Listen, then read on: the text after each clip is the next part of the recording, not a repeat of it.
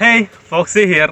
So 2012 ഒരു പ്രത്യേകതരം വർഷമായിരുന്നു അത്. കാരണം എല്ലാവരും ലോകം അവസാനിക്കും എന്നൊക്കെ പറഞ്ഞ സമയത്ത് ബജാജ് തൻ്റെ ഹെഡ്ക്വാർട്ടേഴ്സിൽ ഒരു പുലിക്കുട്ടി ഉണ്ടായിക്കൊണ്ടിരിക്കുകയായിരുന്നു. ആ സമയത്തും ഇന്ത്യൻ റോഡുകൾ വാണുകൊണ്ടിരുന്ന ഒരു പേരാണ് പൾസർ. പൾസർ എന്ന് പറയുന്നത് ഒരുപാട് പേരുടെ വികാരമായിരുന്നു. അത് ആ സമയത്തും അതേപോലെ തന്നെ ഇപ്പോഴും അതിൻ്റെ ആ ലെഗസി തുടരുന്നുണ്ട്.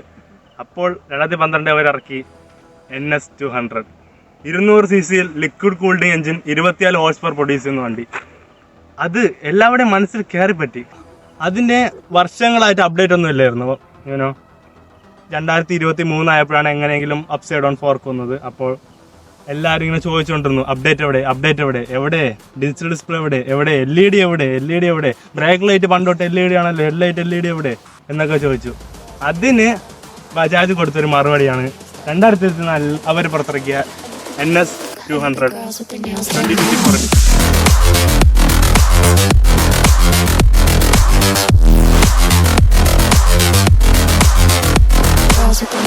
നമുക്ക് തുടക്കം ഇതിൽ നിന്ന് തന്നെ തുടങ്ങാം.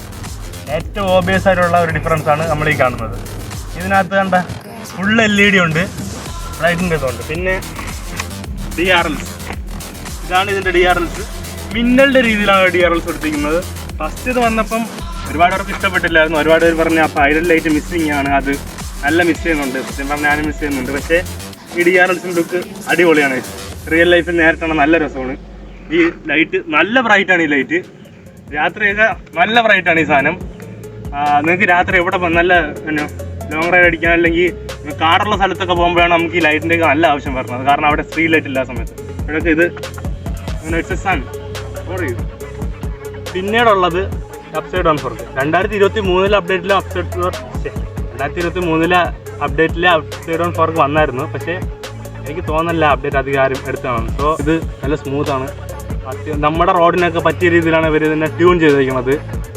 നമ്മൾക്ക് എന്നൊരു കട്ടർ ചാടുമ്പോഴും ആ പമ്പ് നമ്മുടെ കയ്യിലോട്ട് ഫീൽ ചെയ്യുന്നില്ല, നല്ല രീതിയിൽ ട്യൂൺ ചെയ്തിട്ടുണ്ട്. ഇതിൻ്റെ ഫ്രണ്ട് അപ്സൈഡ് ഡൗൺ ഫോർക്ക് നൈസാണ്.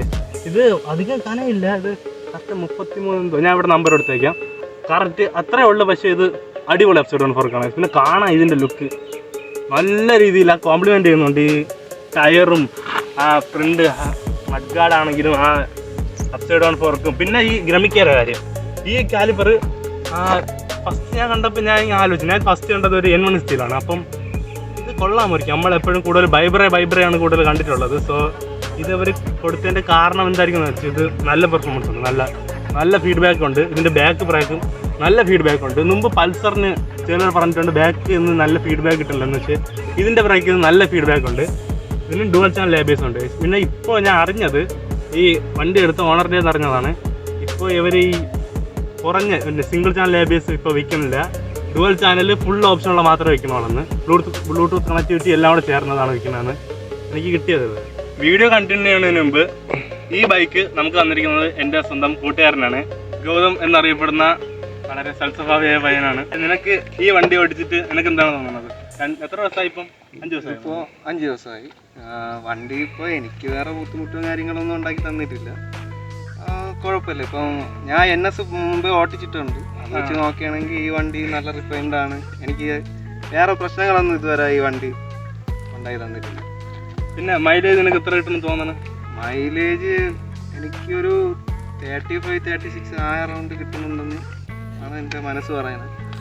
അത്രയൊക്കെ കിട്ടണുള്ളൂ. ഞാൻ ഇപ്പം 178 കിലോമീറ്റർ കിട്ടുന്നുണ്ട്. അതിനകത്തുനിന്നാണ് അത്ര കിട്ടണമെന്ന് തോന്നണം.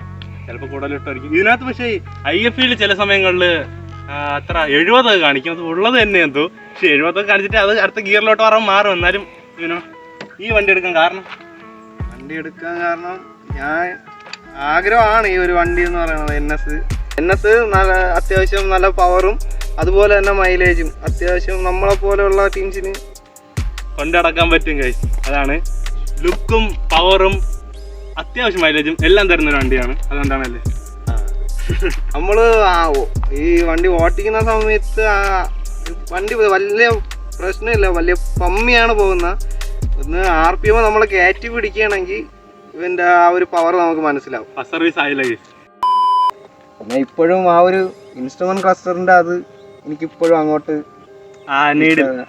RPM ഇടില്ല, ടാക്കോമീറ്റർ അത് മിസ്സാണ് ഗൈസ്. അത് നല്ല മിസ്സിങ് ആണ്. കാരണം അത് ഇങ്ങനെ കയറി വന്ന് ഒരു 6000-7000 കഴിയുമ്പോൾ ഗിയർ മാറണം. ആ ഒരു സുഖം എന്താ അത് നല്ല മിസ്സിങ് ആണ് അല്ലേ?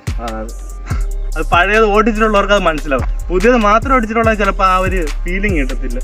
പിന്നെ ഇതിൽ പക്ഷേ ഡീറ്റെയിലിംഗ് എല്ലാം ഉണ്ട്. എല്ലാ ഇൻഫോർമേഷൻസ് ഇതിൽ തന്നെ നമുക്ക് കിട്ടും. ആ ഒരു പണ്ടത്തെ ഇൻസ്ട്രുമെന്റ് ക്ലസ്റ്ററിനെ കാട്ടിയും ഇൻഫോർമേഷൻസ് ഇത് കൂടുതൽ തരും. ഈ ഹെഡ്ലൈറ്റ് എന്തോ ഫസ്റ്റ് ഞാൻ അവൻ്റെ അടുത്ത് പറഞ്ഞിട്ടുണ്ട്, അളിയ അപ്ഡേറ്റ് ഞാൻ നേരിട്ട് കണ്ടുള്ളൂ കൊള്ളാന്ന് പറഞ്ഞപ്പോൾ ഇവൻ പറഞ്ഞ് എന്തോ അളിയ എനിക്ക് അത്ര ഇഷ്ടപ്പെട്ടില്ല എന്നുള്ള ഇതിലായിരുന്നു. പക്ഷേ അവന് നേരിട്ട് കണ്ടപ്പോൾ അത് ഇഷ്ടപ്പെട്ട്.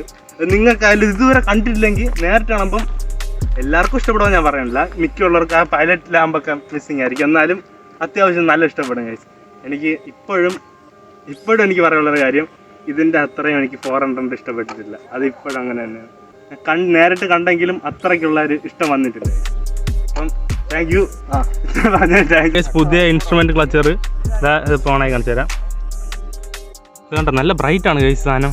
ഇത് ഈ ലൈറ്റ് എത്തുന്നത് ഇത് മറ്റേ ഉത്സവ പറമ്പാണെങ്കിൽ തോന്നുമെങ്കിലും ഇത് മറ്റേ ബ്ലൂടൂത്ത് കണക്റ്റിവിറ്റിയാണ്. സ്മാർട്ട് കണക്റ്റ് എന്ന് അവിടെ എഴുതിയിട്ടുണ്ട്.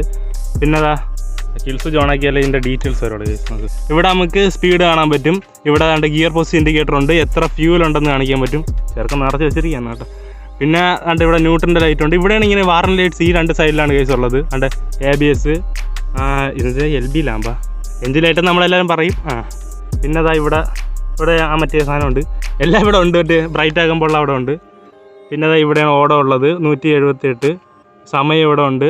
ഇവിടെ മറ്റേ പൾസറിൻ്റെ മറ്റേ ആപ്പിൽ കണക്ട് ചെയ്യുമ്പോഴുള്ള സാധനങ്ങളാണ്. അതാണ്ട് ഇൻസ്റ്റൻറ്റ് ഫ്യൂൽ എഫിഷ്യൻസി ഇവിടെ കാണിക്കും.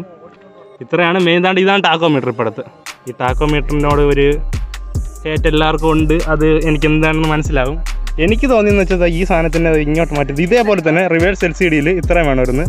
ആ ടാക്കോമീറ്റർ ഇവിടെ വേണമായിരുന്നു. എന്നാൽ നൈസായിരുന്നു. പക്ഷേ you get something, you lot some guys. ഈ ബൈക്കിൻ്റെ ഏറ്റവും ഇമ്പോർട്ടൻ്റ് ആയിട്ടുള്ള സാധനമാണ് ഇതായിരിക്കുന്നത്.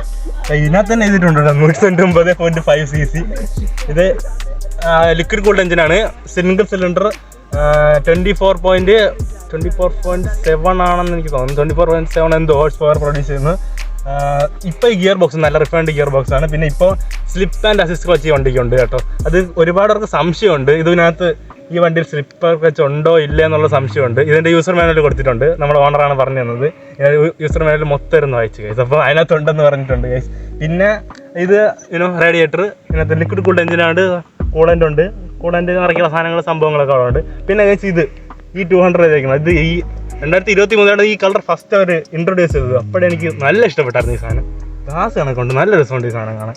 പിന്നെ ഇതിനകത്ത് പറയാൻ എന്താ, ക്ലച്ചൊക്കെ നല്ല സ്മൂത്താണ്. ഓബ്വിയസ്ലി സ്ലിപ്പ് ആൻഡ് അസിസ്റ്റ് ഉണ്ടെങ്കിൽ സ്മൂത്ത് ആയിരിക്കും. അതൊന്ന് പറഞ്ഞതേ ഉള്ളൂ. ഇപ്പോഴത്തെ ഡൊമിനാറിനും മറ്റേ N160 സിംഗിൾ സ്പാർക്ക് എഞ്ചിനാക്കി. അപ്പം ചിലർക്ക് സംശയമാണ് ഇതായോന്ന്. പക്ഷെ അല്ല, ഇതിപ്പോഴും ട്രിപ്പിൾ സ്പാർക്ക് തന്നെ ഉണ്ട്. DTS ഉണ്ട്. ട്രിപ്പിൾ സ്പാർക്ക് എഞ്ചിനാണ് ഇതിനകത്ത് ഇപ്പോഴും ഉള്ളത്. ഇപ്പോൾ ഇതിനകത്ത് LED ഇൻഡിക്കേറ്റേഴ്സ് വരുന്നുണ്ട്. പിന്നെ ഈ സാധനത്തിൻ്റെയൊക്കെ ബിൽഡ് കുറച്ച് നന്നാക്കിയിട്ടുണ്ട് കേട്ടോ. അതെനിക്ക് ഇഷ്ടപ്പെട്ടു. പിന്നെ ഇപ്പോഴും ഈ സിംഗിൾ സൈഡർ തന്നെയാണ് ഇപ്പോഴത്തെ ഈ ഫ്ലൈയിങ് ഹഗ്ഗറും പഴയതുപോലെ തന്നെ വലിയ ഹഗ്ഗറാണ്. പിന്നെ സിംഗിൾ സൈഡ് ഹഗ്ഗറാണ്. കാർബൺ ഫൈബർ ഡിസൈൻ ഉണ്ട്. അത് വെറുതെ ഡിസൈൻ വൈസ് മാത്രമാണ്, അല്ലാതെ വേറെ ഉപയോഗമൊന്നുമില്ല. ഈ സൈഡിലാണ് സാരികാറുള്ളത്. പിന്നെ ഇതിനകത്ത് പറയാനാണെങ്കിൽ ബാക്കും ഗ്രമിക്കാർ തന്നെയാണ് കാലിപ്പർ വരുന്നത്. സ്പീഡ് ബാക്ക് കൊള്ളാം. ബാക്ക് ABS ഉണ്ട്, ഫ്രണ്ട് ABS ഉണ്ട്. ഇതൊക്കെ തന്നെ ഇതിൻ്റെ മെയിൻ ഫീച്ചേഴ്സ്. ഈ ലൈറ്റ് ഇപ്പോഴും LED തന്നെയാണ്, അതിൽ മാറ്റമൊന്നുമില്ല. പക്ഷെ ഇതിൻ്റെ ലുക്കിന്, ആ ലൈറ്റിൻ്റെ ലുക്കിന് ചെറിയ ഒരു വ്യത്യാസമുള്ളതായിട്ട് തോന്നുന്നുണ്ട് കേട്ടോ. അത് NS പഴയതും പുതിയതും ഇരിക്കുമ്പോൾ ഒരു ചെറിയ ഡിഫറൻസ്, അത് എന്തിട്ടാണ് അങ്ങനെയൊന്ന് ഈ സാധനം മാറിയോണ്ട് തോന്നണതാണെന്ന് എനിക്ക് അറിഞ്ഞൂടാ. എന്നാലും അങ്ങനെ ഒരു തോന്നുന്നുണ്ട് അങ്ങനെ. ബാക്കിയൊക്കെ സെയിം തന്നെയാണ്.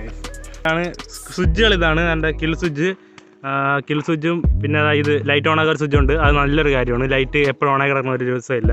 പിന്നെ അതാണ്ട് സെൽഫ് സ്വിച്ച് വേറെ ആയിട്ടാണുള്ളത്, പിന്നെ സെൽഫ് സ്റ്റാർട്ടിനുള്ളത്. അത് നല്ല കാര്യം. കാരണം എന്തോ ഇത് രണ്ടും കൂടെ ഒരുമിച്ച് വരുമ്പം അത് ഓണാക്കണ ഒരു സുഖമില്ല. പിന്നെ ഇപ്പർ സൈഡിലാണെങ്കിൽ ഈ ബ്രൈറ്റ് ആക്കണ ഡിമ്മാക്കണതും പിന്നെ ഈ പാസിംഗ് ലൈറ്റും അവർ ഒരു സ്വിച്ച് കൊടുത്തിട്ടുണ്ട്. അത് നല്ല രസമുണ്ട് കേട്ടോ. ആ രീതി കൊള്ളാം. ഇത് നോക്കുക, കൈ വെച്ച് ജസ്റ്റ് നോക്കുക, ഇത്രയേ ഉള്ളൂ. സുഖമുണ്ട്, നല്ല രസമുണ്ട്. പിന്നെ ഒരു മോഡ് ബട്ടൺ ഉണ്ട്. ഇത് ബ്ലൂടൂത്ത് വരുമ്പോൾ കോൾ വരുമ്പോൾ എടുക്കാനും കട്ട് ചെയ്യാനും ഉള്ളതാണ്. പിന്നെ അത് ഇൻഡിക്കേറ്റർ ഈ സ്വിച്ചിനോട് ഒരു താല്പര്യക്കുറവുണ്ട്. ഇവിടെയാണ് ഇപ്പോൾ ഇൻഡിക്കേറ്റർ കാണിക്കുന്നത്. 2 സൈഡിലായിട്ടാണ്. മുമ്പ് രണ്ടും കൂടെ ഒരു സ്ഥലത്ത് കാണിച്ചിരുന്നത്. ഇപ്പോൾ 2 സൈഡിൽ നിന്ന് കാണിക്കുന്നുണ്ട്. പുറത്താണ് കാണിക്കുന്നത്. വേറെ പറയാം, ഹോണിൻ്റെ ഒരു സ്വിച്ച്. ഇപ്പോൾ ഒരു കാൾ വന്ന് കാണിച്ചു തരും. ഇതിൽ സിംഗിൾ പ്രസ് ചെയ്താൽ കോൾ അക്സെപ്റ്റ് കോൾ വരുന്നു. ജെബി അങ്ങനെ ഗൈസ് പേര്. ഇതിനകത്ത് സിംഗിൾ ഇത് ചെയ്താൽ അക്സെപ്റ്റ് ചെയ്യും. കോളിങ് തുടങ്ങി. ലോങ് പ്രസ് ചെയ്താൽ കട്ട് ചെയ്യുമെന്നാണ് പറഞ്ഞത്.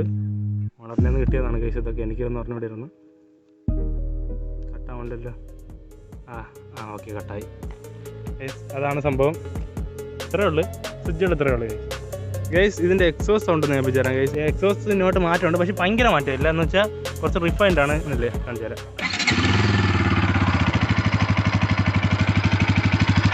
ഇപ്പോഴും അണ്ടർവെല്ലി തന്നെയാണ് ഗൈസ്.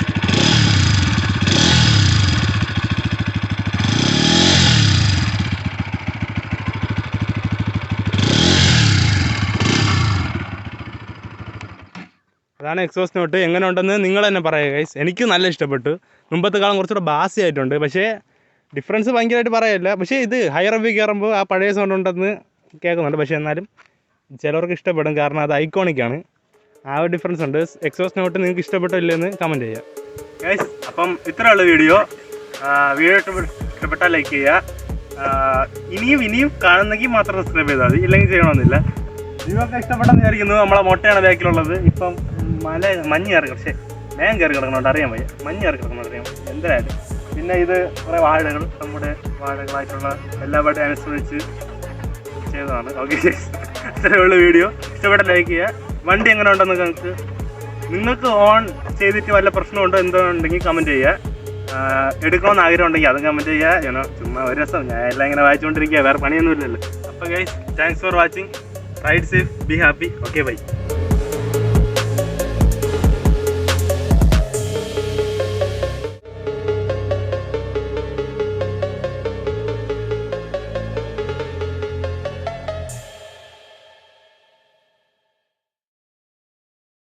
അച്ഛൻ്റെ പൈസ ആണെന്ന് പറയുന്നത്.